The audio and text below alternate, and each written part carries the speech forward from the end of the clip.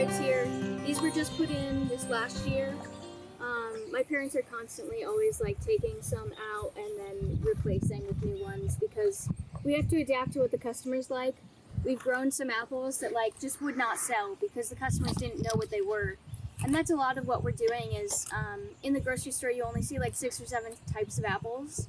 And so nobody knows what we are growing out here, and we're kind of teaching the public about a lot of them.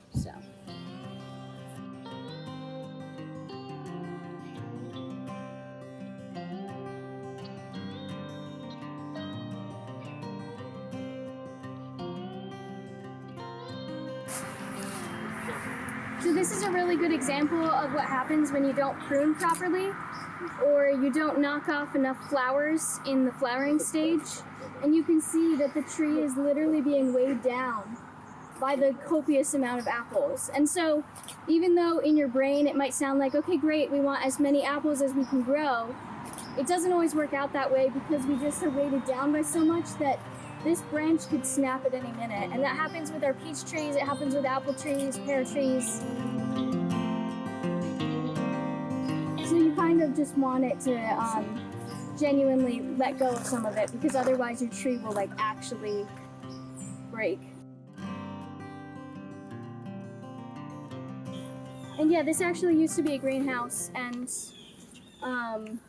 these used to be raised beds that we were growing in, but then you can see the structure started to collapse because we left the plastic over the top, and then when it got covered in snow, it started to collapse.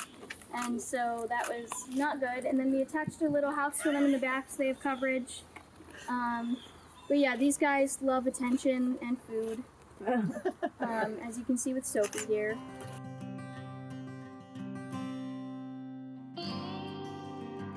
In on a shipment of stone, and so because of that, like, they've been growing, and they had a quarantine period, but the quarantine on the county where it was found first took place only on farm vehicles, and because of that they could only like stop the farm vehicles from leaving the area with product, and it was like everybody else's cars could still leave and the spotted lanternflies were still getting on those cars, so it didn't really make sense, and they still spread all over the US, and now they're here 10 years later, 100%, so.